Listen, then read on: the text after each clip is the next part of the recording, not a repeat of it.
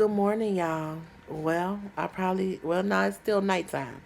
Okay, I don't know if you can see that or not, but it's still nighttime. It's like 4:04. What is it? Yeah, 4:04 in the morning. And I could not sleep. I could not sleep, guys. So, I think I went to bed about 12 because my son is technically it's Monday morning, and my son left last night back home to Arkansas. And let me tell you something about a mother's intuition, y'all. My son left about he boarded his flight at 6:15 p.m. Sunday night, last night. I don't know what it is, but the whole couple hours that he was in the air, because his flight went from Chicago Midway to Dallas. I'm sorry, to St. Louis. Then they had a layover to Dallas, and then from Dallas to Arkansas.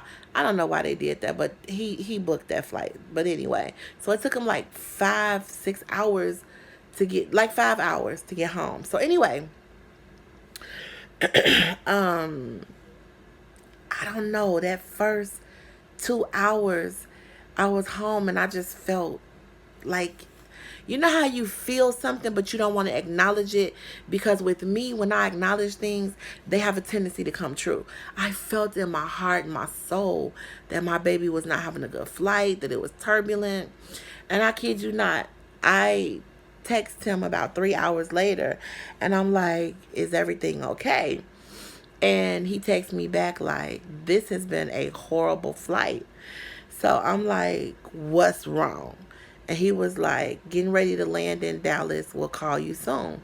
And I'm like, are you okay? And he's like, yes, mom, fine. I'm like, okay. So when he got in Dallas, he was telling me like, Ma, that first of all, I they had me on my ticket.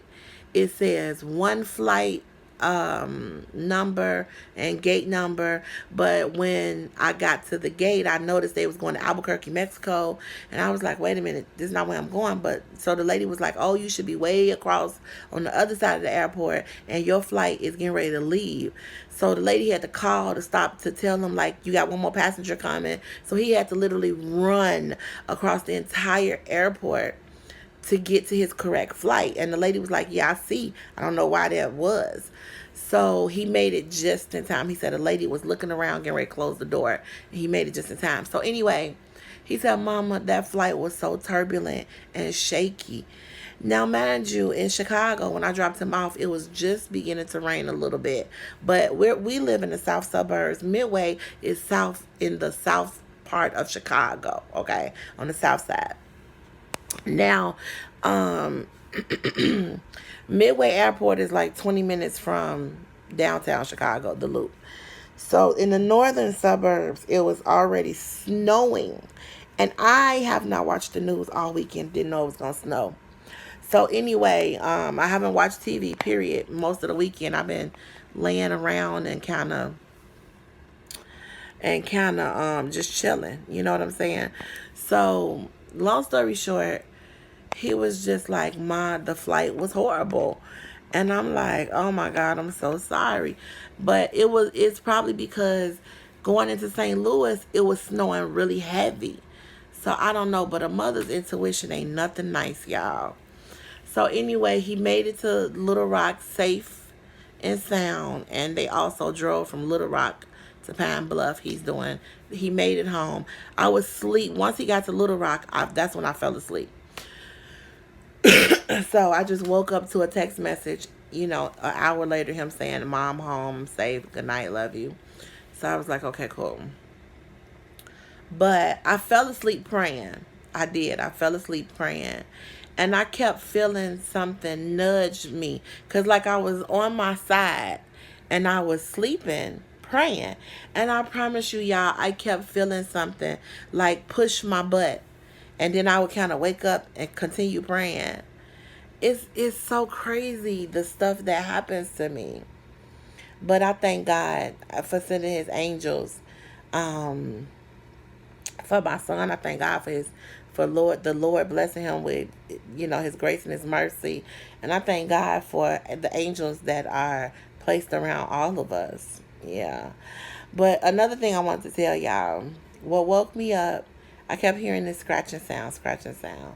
And basically what it is, in my room is really junky, but basically what it is in my clothes on the chair, y'all. Y'all see, this is my window, and right there it's a shade.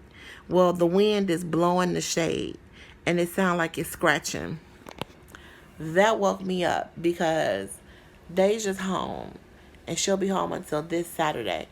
But Deja's home, and so I'm thinking in my head like, even though that's a scratching sound, it kind of sounded like my floors. This is an old house, and my floors creak. Kind of sounded like she was tiptoeing through the house. Y'all know I'm still paranoid about all the situations that we went through at the other house. So I'm sorry, I'm just still paranoid. And I only have 2 cameras in this house. And so, which is on my front porch and my back porch. So I was just like, what the hell is that? But it ends up it's the window. But it's crazy. I just popped up like, what the hell was that? But I still got my candle going, y'all. That's how I go to sleep. Lately, I have not been sleeping, but I know what it is. Normally when I'm dieting and doing keto and everything is perfect, I normally sleep like a baby. I get 8 hours, 7.5 to 8 hours of sleep a night. But lately, like since Deja's been home, and I'm not blaming her, but Deja's been home. The girls my nieces, great nieces, have been in and out, in and out, in and out. My son came home, so they threw my routine off because at 8:30 I started turning lights off and lighting my candles. Okay, I did go out and buy these tall glass candles, and for those of you who burn these kind of candles, they're just burning for light.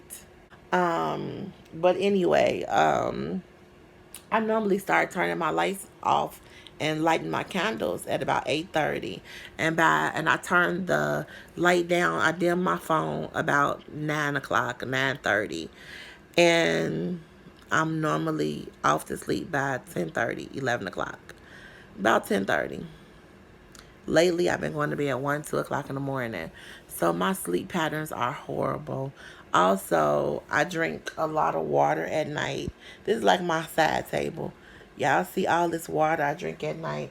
Now, last night, I had some Diet Dr. Pepper before I went to bed.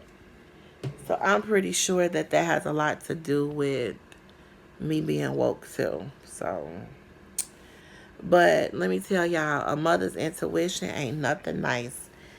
Baby, I felt it in my soul that flight just was not right. And it's funny also because before my son left, we was talking about, I asked him, like, where do you sit when you get on a plane? And he was like, I normally go to the back or sit towards the back, towards the middle to the back, but mostly the middle. And I'm like, why do you sit in the middle? I always sit right at the door, child. I don't be playing. I be the first one right there. And he said, Mama, I researched it and you have a better survival rate if you sit in the middle towards the back. I was like, really? So I Googled it and he was right. But why was we talking about that? You know what I'm saying? So I was like, boy, go ahead. I'll talk to you later or whatever. Go on board your flight. This was before he realized he was at the wrong gate. They switched the gates. So a mother's intuition ain't nothing nice. All right, y'all. I'm not going back to bed. I'm not gonna lie about that, but I'm tired of holding my phone. So I just wanted to pop on here and say that and throw this video out to you guys. Guys, trust your intuition. When I felt that, I shouldn't have ignored it. I should have prayed about it. Being a Christian woman, you human, but I should have been praying. I should have been praying about that feeling. So that's a lesson for me because I should have been praying. All right, guys. See you later.